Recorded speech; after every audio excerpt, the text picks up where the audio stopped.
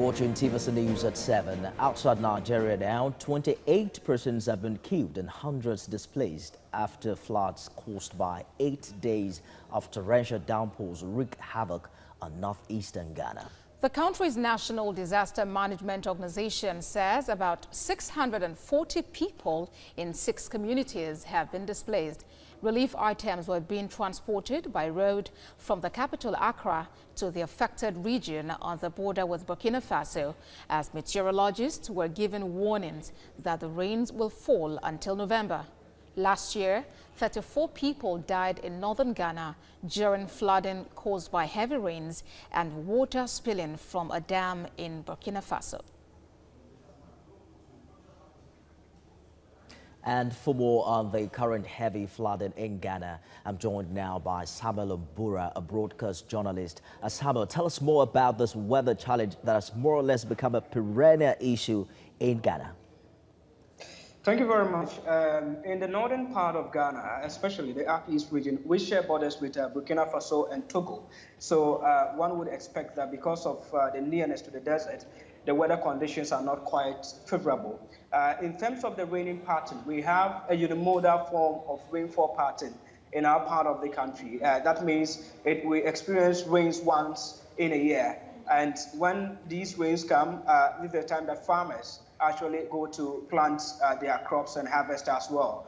In the Upper East region of Ghana, there are 2 main causes of floods and disaster in the Upper East region in northern Ghana, and that has to do with the spillage of the Bagri Dam in Burkina Faso, and the other one has to do with the natural rains that we receive.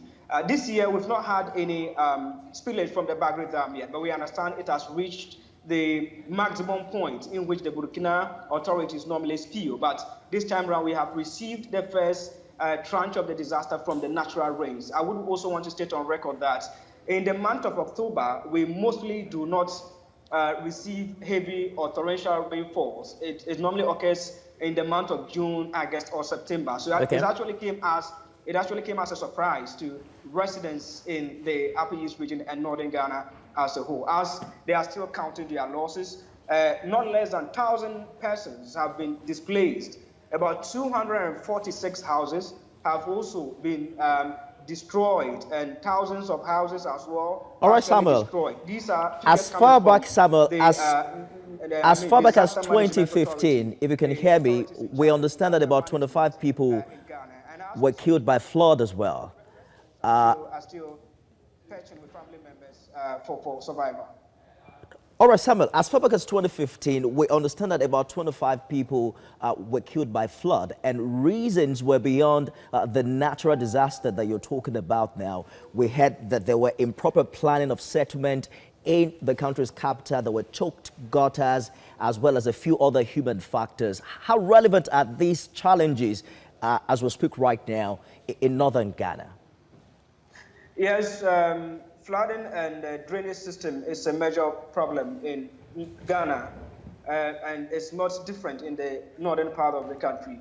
And when it comes to the northern part of Ghana, these communities are normally rural areas. So the plastic content is something that is minimal, or is not much compared as to the peri-urban and then the urban areas. So mostly authorities have raised concerns about how to tackle issues regarding floods and all that. Measures have been put in place, but it has to do with the human factor, where people still flout these laws, despite the interventions governments upon governments have actually instituted in curtailing the issue.